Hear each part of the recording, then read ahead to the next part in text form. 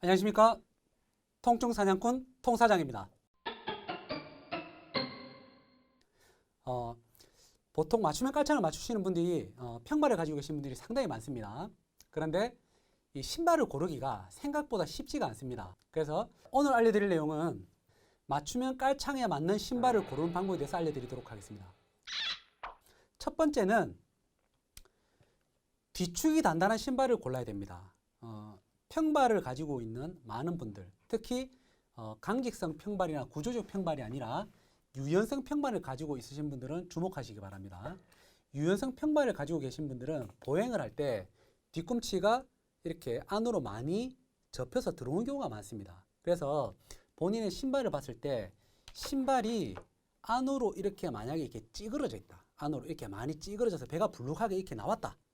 그런 분들은 보통 유연성 평발을 가지고 있다 이렇게 이해를 하시면 됩니다. 그런 분들은 이 뒤꿈치에 있는 종골이 보행을 할 때 너무 많이 움직이기 때문에 이 종골을 좀 잡아서 이렇게 발을 좀 안정화시켜 줄 수 있는 그런 신발이 좋습니다. 그래서 신발이 뒤축이 이렇게 단단하고 짱짱해서 뒤꿈치 종골의 움직임을 최소화시킬 수 있는 신발을 고르시는 게 발의 안정성을 올리는데 도움이 많이 됩니다.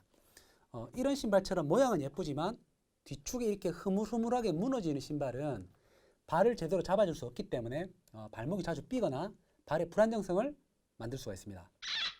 두 번째는 바닥이 좀 평평한 신발을 고르시는 게 좋습니다. 예를 들면 이런 신발 같은 경우 바닥이 굉장히 이렇게 평평하죠.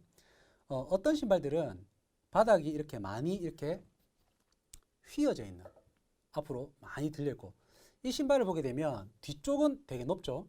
뒷굽이 되게 높습니다. 그리고 앞쪽은 얇아서 빠르게 달릴 때는 이 신발이 괜찮습니다. 특히 평발을 갖고 계신 분들은 3단계로 걸어야 됩니다. 즉 보행을 할 때 1, 2, 3 스텝으로 뒤꿈치부터 착지 동작이 일어나서 앞으로 가면서 발을 굴려서 엄지발가락을 딛고 나가는 이런 3단계 보행을 해야 되는데 이 뒷굽이 조금 높은 신발들은 3단계 보행을 조금 방해합니다.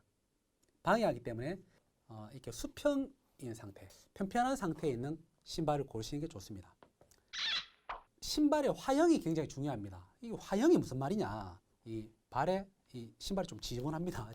제가 신는 신발을 다 들고 왔는데 발에 신발 뒤쪽 축에서 앞쪽 축까지 이렇게 선을 그었을 때 이게 일자가 유지가 되느냐 아니면 이게 휘어 있느냐를 보는 게 이 화형입니다. 보통 달리는 용도의 어떤 신발, 러닝화들은 발의 화형이 일직선이 아니라 이게 안쪽으로 굽어 있는 경우가 많습니다. 그렇게 될 경우에 신발 안에서 발의 위치가 약간 이런 식으로 휘어지게 되는 거죠.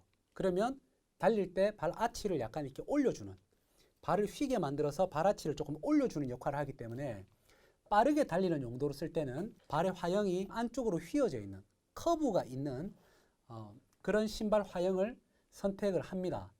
그런데 우리가 맨날 달릴 게 아닌데 평상시에 거의 달리지 않고 거의 걸어 다니는데 달리기 용도의 어떤 러닝화를 평상시에 신고 다닐 경우에 평발인 경우에는 별로 도움이 되지 않습니다. 평발을 가지고 계신 분이라면 신발의 화형이 일자로 되어 있는 신발을 골라야 발에 최적화돼서 발에 무리가 가지 않게 신발을 신을 수가 있습니다. 네 번째는 이 신발의 바닥선에 대해서 좀 아시는 게 중요합니다. 발 모양을 조금 이해를 하셔야 됩니다.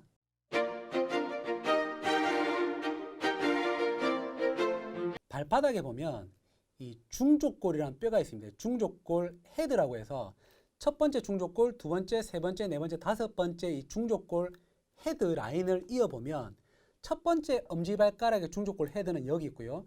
다섯 번째 새끼발가락의 중족골 헤드는 여기 있습니다. 자, 위치를 보시게 되면 안쪽 엄지발가락에 있는 중족골 헤드가 바깥쪽 새끼발가락에 있는 중족골 헤드보다 높죠.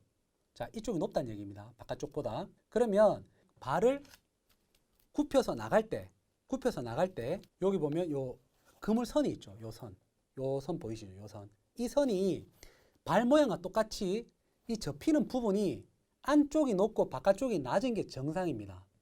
이런 신발이 보행을 했을 때 발을 좀 편안하게 만들어 줄 수 있는 그런 신발이라고 보시면 됩니다. 그런데 이 빠르게 달리는 신발들은 이 바닥선이 안쪽 선이 바깥쪽 선보다 더 안쪽으로 밑으로 내려와 있습니다. 밑으로 내려와 있고 바깥선이 위로 올라가 있게 이렇게 틀어져 있습니다. 이런 신발을 고르시게 되면 깔창을 제작할 때 이 발에 맞춰서 제작을 했는데 신발 모양이 있는 바닥선은 발 모양과 다른 형태이기 때문에 제대로 깔창의 효과를 보기도 힘들고 편하지도 않습니다. 자, 다섯 번째는 여름에 이런 신발 특히 많이 신으시죠. 이 아쿠아 슈즈입니다. 이 아쿠아 슈즈를 신는데 신발을 접어 보겠습니다. 어디가 접히죠? 가운데가 접힙니다. 가운데가 접힙니다. 이렇게 가운데가 접히게 되면 맞춤형 깔창을 넣고 신었을 때 좀 깔창의 역할을 제대로 하기가 힘듭니다. 굳이 깔창을 신지 않을 때라도 이런 아쿠아 슈즈 같은 이렇게 말랑말랑한 신발, 고무신 같은 거겠죠.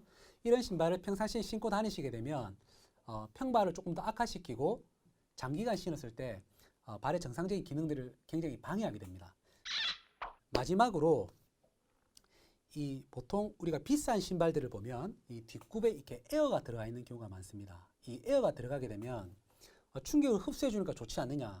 물론 발이 매우 딱딱하신 분들, 굉장히 높은 요족이면서 딱딱하거나 구조적 평발인데 발이 너무 딱딱해서 발 스스로가 이게 충격 흡수할 수 있는 기전이 없는 분들은 이런 에어가 들어간 신발도 괜찮습니다. 그런데 유연성 평발인 경우에는 발이 너무 흐느적거려서 문제입니다. 오히려 이런 경우에는 이렇게 물렁물렁한 쿠션을 주는 것보다 발 뒤축을 어느 정도 좀 잘 잡아서 발이 너무 많이 흔들리지 않도록 잡아주는 신발들이 좀 더 발을 잘 지지해 줄 수 있기 때문에 에어가 들어간 신발을 가급적 피하는 게 좋아요.